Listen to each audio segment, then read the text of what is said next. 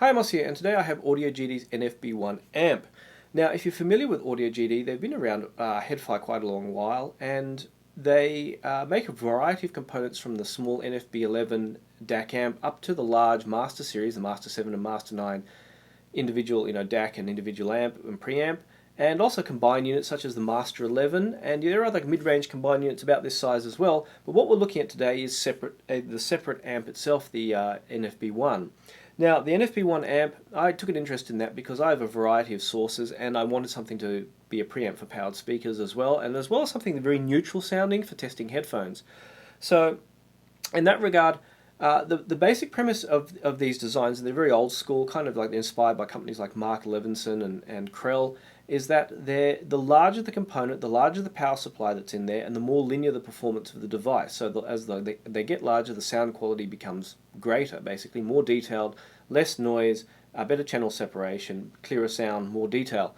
Now, sitting somewhere in the mid-range, this is basically a cut-down Master 9, cut down to fit into a more reasonable sized box. The Master components are full size, big, heavy, and they take up a lot of space.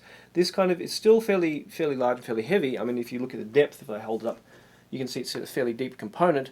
But that being said, it's still not too large and can fit neatly. It's about half a rack wide and can fit neatly into on a desk within reason, although it's still fairly deep. But the main thing is it packs a fair amount of punch and still can resolve a fair amount of detail and drive a lot of headphones from IEMs up to full-sized headphones and do a good job of it, and also connect to, say, powered speakers or a power amp. So, as I do when I first look to buy a component, I flip it around and have a look at the back, because the back of a component tells me 99% of what I need to know about the functionality. So that's what I'm going to do now. I've already got the power cord plugged in because to save me having to do it afterwards. But the main thing you'll see here is there are a lot of inputs and outputs. The NFB-1AMP is a fully balanced design, that is, it's balanced from end to end. That being said, there are 2 of the 5 inputs. We have 1, 2, 3, 4, 5. 2 of these 5 inputs are single-ended, and actually 3 are balanced if you include the ACSS input, which I'll talk about in a bit. Now, if you use a single-ended input, you're not going to really compromise on the sound quality, because it's still going to be split into a balanced signal and still going to use the balanced circuitry when it goes through.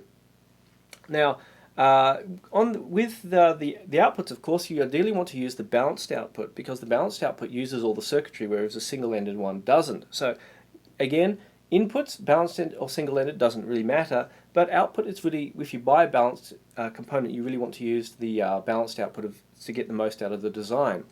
So, on to the front is where all the action happens, of course. Now, powering it on, you'll see a little flash. It's a little thing at the start. It has a little digital controller at the front, in the front here, and that controls all the the functions and switches. For example, if you want it's set on H as headphone output at the moment, if I press that, you'll hear a click. It activates a relay, and that switches to a preamp output, and you can't have both outputting at the same time. The gain, again, there's 2 gain stages, which is a little bit more complicated than it sounds, so I'll talk about that in a minute, because it is tied into the volume control. And of course you have the inputs. You select through them by pressing whichever, and it clicks a relay into it to activate that input. Now, going to the volume knob, it is a relay. It controls a series of relays digitally. So the reason a lot of companies are switching away from volume pots these days is that a volume pot adds its own kind of distortion and sound signature to the sound, and for higher quality sound you want to get rid of that. So the little controller in here activates relay up to 99 relays depending on the gain setting. So you have 99 volume steps. Now, what this does, volume pots are not linear. The volume doesn't go up like this, and the reason for that is sound itself, the volume I should say, is not linear either. It's actually a logarithmic scale. So if you have a linear volume pot that goes up like this, as you turn the volume pot up, it's going to sound like it gets a lot louder quickly, but then the loudness doesn't increase by very much as you get towards the end. A real volume pot is going to be logarithmic, and it's going to go up in a curve like this. So it actually increases the volume a lot more as it goes up to the high end of the range. So in high gain mode, the series of resistors chosen forms that logarithmic pattern, and up to with 99 stages. However, if I turn to high gain mode, which you can hear a click there, it only goes up to 63 stages because it ramps up much faster. It skips some of those resistors and ramps up very quickly. but you've still got the same maximum volume in the end.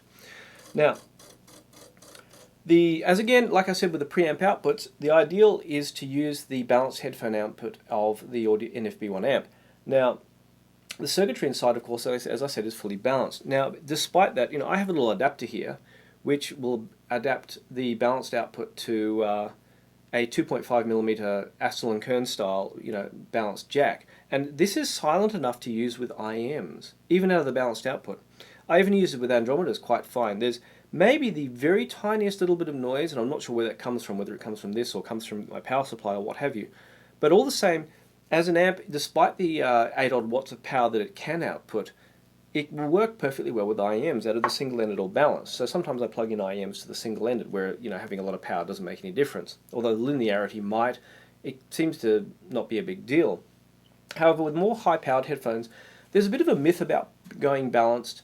The thing about a balanced circuit topology is that you have to have these 4 separate connectors.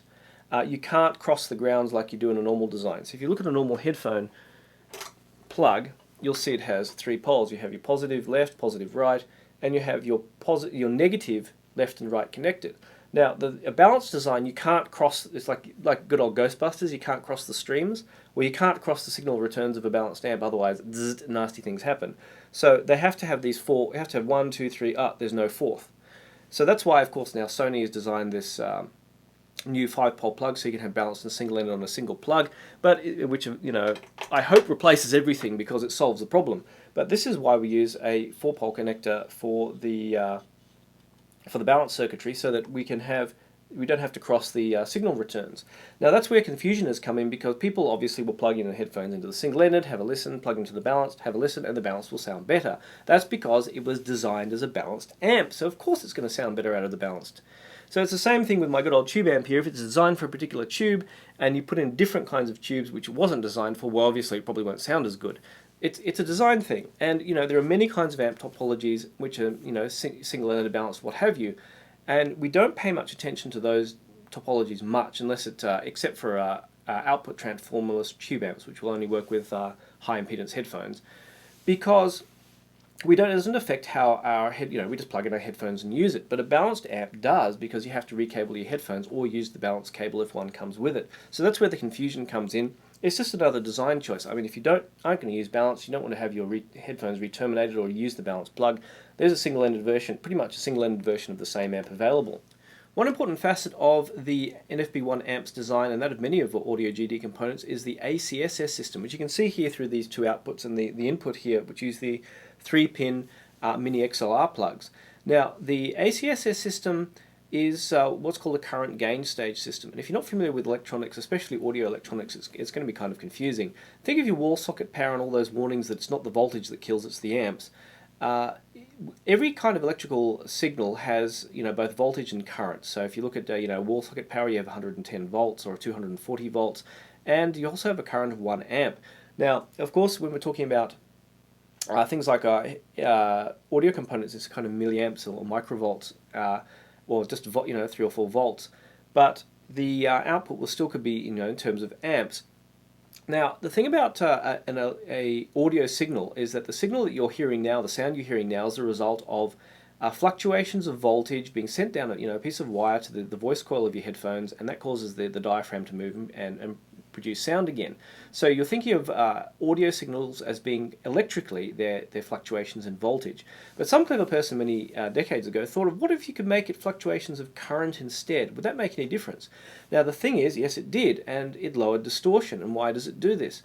Now all electrical components down to a single resistor or single component inside an amp, for example, all of them will add a tiny bit of distortion to the sound, and some more than others, and much depending on the design and other factors. Now, if you could, eliminate some of this distortion, then fantastic. It turns out that sending a signal as fluctuations in current rather than fluctuations in voltage seems to remove some of this, both internally inside components and through wire. Well, at least that's the theory. At least that's how it's supposed to work. So the Audio GD uses this system, as do many famous manufacturers like Krell, for example. Now with their cast system, and the basic idea is exactly the same. You switch the voltage signals into current signals, and not only do you transmit them component to component to reduce any cable distortion if there is any. But you also have the amplification done internally using current gain stage circuits. So until you get to the actual output, the entire amplification is all current gain stage. And then actually the volume control acts, instead of the volume control being on the input like it is on most amps, the volume control on something like the NFB-1AMP is actually done after the amplification. And that means that the distortion is very, very low. Now the advantage of having the volume control afterwards is it also reconverts that current signal into a voltage signal. So it becomes normal output again. And then lastly, there is usually one amplification stage to say power interconnects or power your headphones again. But essentially that's how the Audio GD NFB-1AMP works. And so you can connect multiple Audio GD components using this system, using cables, either make them yourself or get them from Audio GD. And the idea is you'll, again, have a system with much, ideally, lower distortion than you would have just connecting them up normally, where people worry about interconnect quality and what have you. You don't have to worry about that anymore. And there's another Japanese company that does the same trick. They go one stage further and impedance match all their cables, so you can just use cheap 75 ohm cable from the hardware store, and as long as it's 75 ohm, and as long as everything's 75 ohm, you'll get no distortion whether you're running 5 meters, even if your preamp is 5 meters away from your power amps, which I've seen done and heard for myself.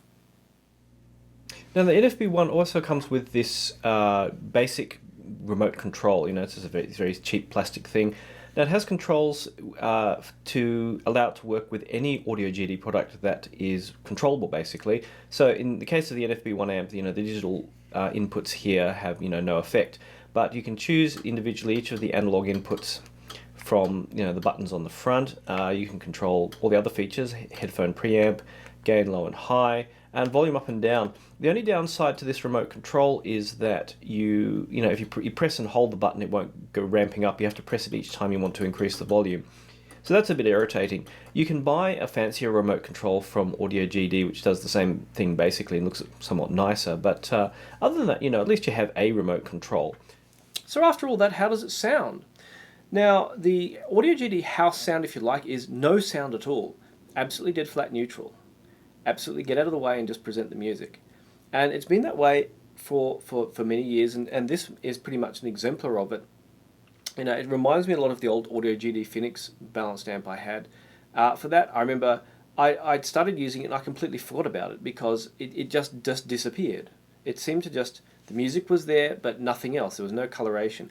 And I mean, compared to something like the Studio 6, the Studio 6 is more dynamic and more interesting, but it's a tube amp. It's designed to be just the facts, just as the Audio GD stuff is supposed to be just the facts. But I mean, it's a tube amp. There's going to be a little bit of coloration in there, regardless. And in that, it came actually with a lot of music came reasonably close, but the Studio 6 wins out on ultimate detail retrieval. And I notice this if I plug, say, the NFB-1AMP between, say, my Yggdrasil DAC and studio speakers, is that just a little bit of detail is lost in there. Although it still stays neutral, I still feel I've just lost something. So it's obviously not going to match the detail of, say, a Master 9 or a higher end amp, but it does such a reasonably good job that I think for a lot of people it'd be fine. It was only in the upper ends of kind of resolution and headphones where I found that maybe it was just a little bit lacking. And so its lack of distortion, smooth sound seems to have attracted a few people who have their own home studios because it's just nothing but the facts kind of sound.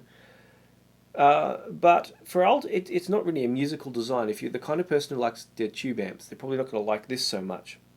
Although it's smooth and neutral and unimposing enough that I think it still will appeal to a lot of people. For example, the HD800s. If you ever read Skylab's old review of the Audio GD Phoenix, the HD800s, as we all know, has a treble peak which can get really annoying. And you don't want to have any distortion in your components when you're listening with the HD800s, as they just reveal it too well with that treble peak.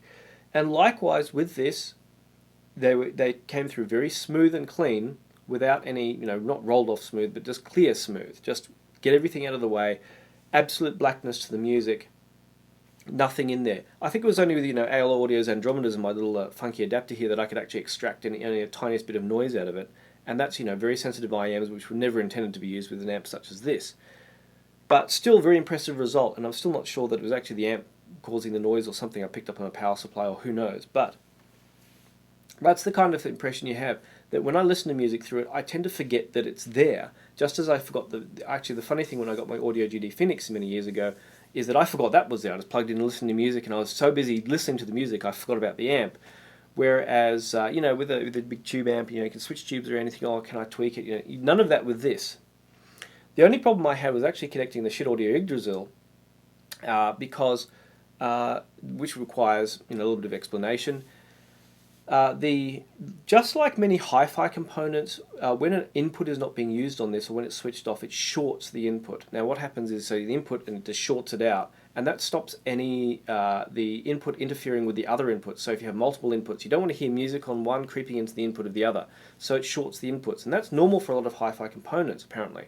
Now with the Yggdrasil you can't short the inputs, otherwise it stuffs everything up. So I was using this, and I'd switch to another input, or I'd have actually, I have it switched off most of the time, and then something was wrong. I wasn't getting enough volume out of my, you know, that I'd have the Studio 6 at maximum volume and things sounding distorted, and I thought my Yggdrasil was broken, but it turned out it was this. When this was plugged in, it was shorting the inputs and shorting the outputs of the Yggdrasil, and thus causing some problems. So it turns out if you take the top off, and if you saw me when I flipped it around before, I've broken my little warranty seal. And inside there are some little jumpers, and you take off the jumpers for the inputs, and it will stop the input shorting. And in doing that problem solved, there was no, because it only used one input on this, so it doesn't matter, it solved the problem with the Yggdrasil. But that's maybe just a problem with shit audio components specifically. I don't know how the components will fare. I haven't had any problems with, you know, say, Chord Hugo or what have you. But, you know, generally when I was using this, I was only using one input. So with high-end headphones, it's where things got quite interesting. With most headphones, it was fine. You know, if you like that dead neutral sound, you like to hear your headphones as you prefer them. You know, Mr. Speaker's ethers, great. You know, they've got a good bass kick. It delivered everything with nice tight bass. Again, not the absolute most detail maybe available, but still, it was not something you'd notice without comparing it to a higher end amp. Same with HD800s. You know, other planers I had here, Edition X. You know, some other random headphones I tried. You know, just such as the Sony MDR Z7s. No problems with anything. I think the only ones I didn't like the NFB-1AMP with was the HE1000s. Now the HE1000s are kind of a little bit too neutral in their tuning, so the bass tends to be a little bit kind of lacking, and the sound they sounded kind of rather boring out of the NFB-1AMP, and because I wasn't getting as much detail as I was expecting. You know, even if I plug this in with my between the Yggdrasil and my studio speakers, I noticed a little bit of detail lacking compared to if I plug them in directly and use the speaker's volume control. The same with the HE1000s. They seem to be lacking a little bit what they were really getting, say, out of my Studio 6. So the Studio 6 had to jump on those, but it was remarkable how much this kept up. All the same, it was only that one pair of headphones where I really thought, well, you know, like as I said in my review of the HE1000s. You want to have the best components behind them when using them for the best results. Whereas this, with something like the Edition X, or even with some of the fairly high-end planers, you know, Odyssey, LCD-X, LCD-XC, LCD3, maybe the LCD3 could probably still get a bit more out of a better amp. But those, you know, Mr. Speaker's ethers, what have you, it was an excellent amp. And if you kind of want to save money rather than spend thousands on an amp, I think it does a really good job.